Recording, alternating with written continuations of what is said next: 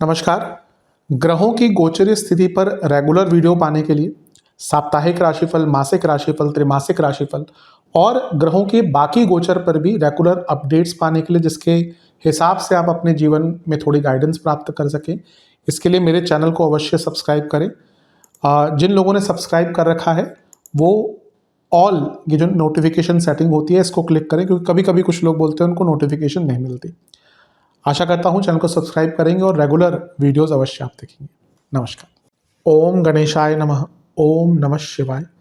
मैं निखिल ज्योतिषाचार्य आप सभी का मेरे चैनल पर पुनः स्वागत करता हूं। आशा करता हूं कि आप सभी स्वस्थ होंगे। महादेव की कृपा आप सभी पर सदैव बनी रहे। ये वीडियो मीन यानी कि पाइसेस के लिए बहुत विशेष है, क्योंकि ये वीडियो है 5 जनवरी से 11 जनवरी 2026 के साप्ताहिक राशिफल के बारे में। कैसा रहेगा आने वाला सप्ताह मीन के लिए, पाइसेस के लिए। जो मेरा साप्ताहिक राशिफल होता है वो प्रमुखतः चंद्रमा और उनकी गति पे आधारित होता है। चंद्रमा एक बहुत विशेष ग्रह है, चंद्रमा की विशेषताएं बहुत है, लेकिन जब हम साप्ताहिक राशिफल की बात करें तो पहला तो उनकी तेज गति,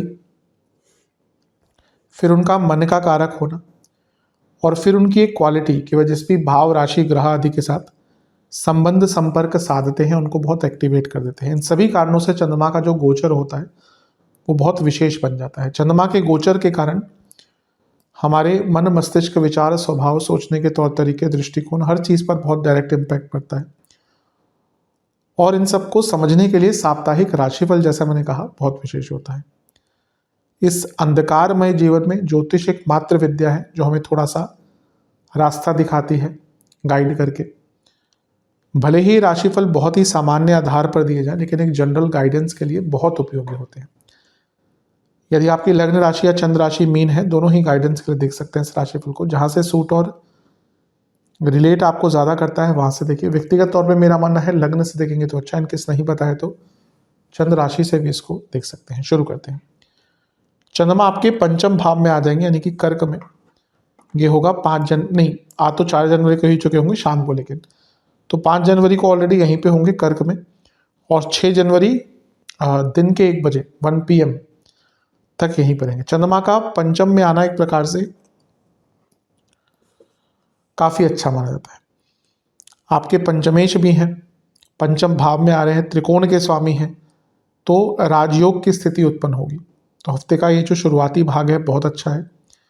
एक नई सोच दिख रही है, एक नया दृष्टिकोण दिख रहा है, एक नया पर्सपेक्टिव दिख रहा है आपके लिए। यहां पर चंद्रमा पर मंगल की दृष्टि भी है।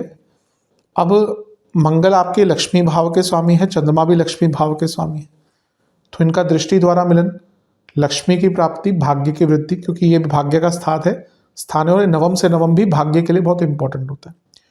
ऊपर से मंगल धनेश भी है, तो ये दिख रहा है कि धन आगमन के, धन कमाने के नए सोर्सेस खोलेंगे। भौतिक रूप से बहुत सक्सेसफुल टाइम रहेगा।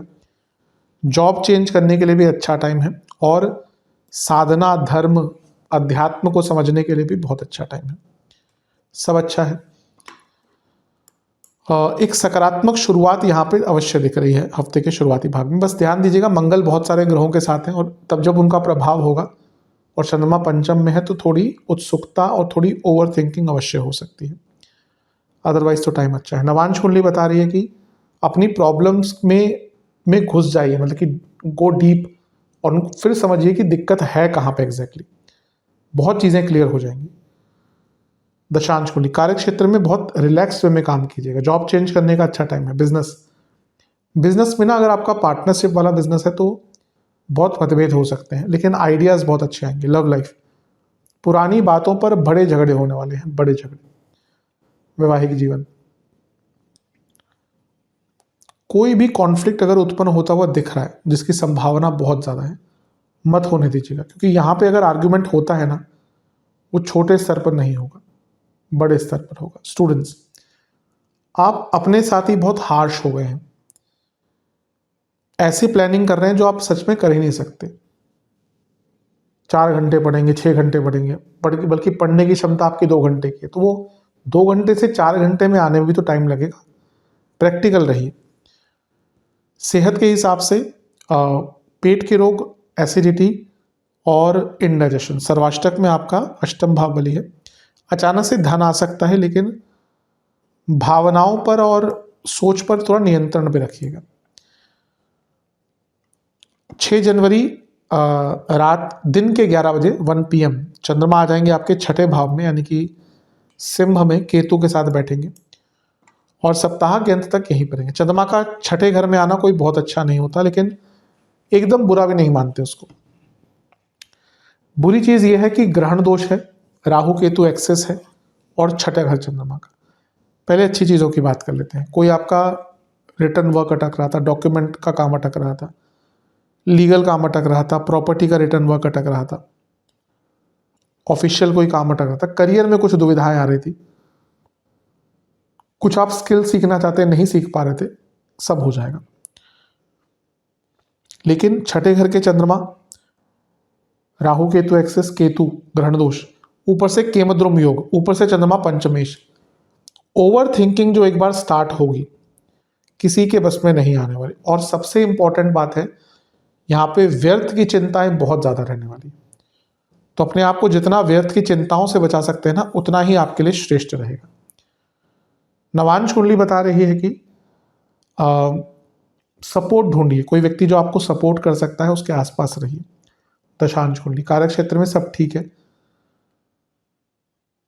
थोड़ा पॉजिटिव रहिएगा वरना लोग आपको ओवर पावर करेंगे। बिजनेस, थोड़ा पेशेंस रखिए, आप बहुत अच्छा कर सकते हैं, पेशेंस, सही टाइम का अनुमान लगाइए। लव लाइफ, बहुत ज़्यादा सत्यता भी कभी कभी चुभती है, यहाँ पे बहुत ज़्यादा सत्य मत बोलेगा, थोड़ा शुगर कोट करके बोलेगा। वैवाहिक जीवन, अवेयरनेस बढ़ाइए अपनी कि आपके लाइफ पार्टनर को आपसे एक्सपेक्टेशन क्या है। स्टूडेंट्स, ठीक है, ऐसी कोई बहुत बड़ी परेशानी नहीं दिख रही, लेकिन प्रॉब्लम यह है कि आपके आसपास वाले लोग आपका बहुत फायदा उठा रहे हैं, इस चीज़ से थोड़ा बचना पड़ेगा। सेहत की जहाँ तक बात है, बीपी की प्रॉब्लम, कार्डियक इश्यूज अगर है ध्यान दें, और पेट के रोग तो रहेंगे, इन्फेक्शन भी हो सकते हैं। सर्वाष्टक में आपका अष्टम भाव बली है। किसी से बहस ना करें, यहाँ पे ना कुछ लोग जानबूझकर आपसे बहस करने का प्रयत्न करेंगे, आपको बहस अवॉइड करनी है। 8 जनवरी रात के 8 बजे चंद्रमा आ जाएंगे आपके सप्तम भाव में, यानी कि कन्या में, और सप्ताह के अंत तक यहीं पर रहेंगे। चंद्रमा का सप्तम में आना न्यूट्रल होता है, लेकिन क्योंकि आपके लिए वो त्रिकोणेश है तो उनका केंद्र में आना राजयोग बनाता है। ये हफ्ते का भाग बहुत अच्छा है। हफ्ते का मध्य भाग थोड़ा कष्टकारी रहेगा, लेकिन हफ्ते का ये जो भाग रहेगा आपके लिए काफ़ी शुभ रहेगा, काफ़ी अच्छा रहेगा। बिजनेस में वृद्धि हो सकती है, कुछ लोगों को प्रमोशन मिल सकती है। शनि की दृष्टि है, अब शनि लाभेश है तो चंद्रमा पंचमेश है, लक्ष्मी भाव लाभ स्थान, और ये लग्न सप्तम, तो बिजनेस में बहुत बड़ा लाभ, बहुत बड़ा काम कोई बनना, बहुत बड़ा नाम कोई बनना, और प्रमोशन के योग बन जाते हैं। गजकेसरी योग भी बन रहा है टेक्निकली, वो भी बहुत अच्छा है। तो हफ्ते का ये वाला भाग काफ़ी अच्छा रहेगा आपका, लेकिन शनि तो शनि है, विषतोष बन रहा है। कभी कभी ना व्यक्ति बिना किसी कारण से अकारण ही उदास हो जाता है, ये वैसा ही टाइम रहेगा। ये भी प्रॉब्लम है, वो भी प्रॉब्लम है, यहाँ पे यानी कि आप प्रॉब्लम्स ही ढूंढेंगे। कभी कभी होता है हमारे जीवन में प्रॉब्लम्स होती नहीं है इतनी, लेकिन अब दूसरों को देखकर प्रॉब्लम हमें लगने लगती है। वो ये कर रहा है, हम क्यों नहीं कर पा रहे। वो न्यू ईयर पे छुट्टी पे गया, हम क्यों नहीं जा पाए। उसने वो वाली गाड़ी खरीद ली, मैंने क्यों नहीं ले पाया। तो वो प्रॉब्लम नहीं थी आपकी, लेकिन तुलना आपने करी तो प्रॉब्लम बन गई। इसलिए हफ्ते के अंतिम भाग में भी कोई इस प्रकार की प्रॉब्लम पनपने मत दीजिएगा। अपनी इमेज को लेकर थोड़ा कॉन्शियस रहेगा। नवांश कुंडली, ये ऐसा टाइम है जब भाग्य का साथ मिलेगा, कुछ नया करने की उम्मीद जागृत हो सकती है। दशांश कुंडली, कार्य क्षेत्र में ठीक है, अच्छा टाइम है, प्रमोशन हो सकती है अगर बातचीत चल रही है तो। बिजनेस में मार्केटिंग आदि पर ध्यान दीजिए, उसकी आवश्यकता दिख रही है। लव लाइफ, एक ही प्रॉब्लम है कि ना ट्रस्ट नहीं है, ये बात आगे चलकर सताएगी। वैवाहिक जीवन, ये टाइम बहुत परिपूर्ण है अपने दोनों के बीच में प्रॉब्लम्स को सॉल्व करने के लिए। स्टूडेंट्स, बहुत शुभ समय है, भाग्य का भरपूर साथ मिलने वाला है।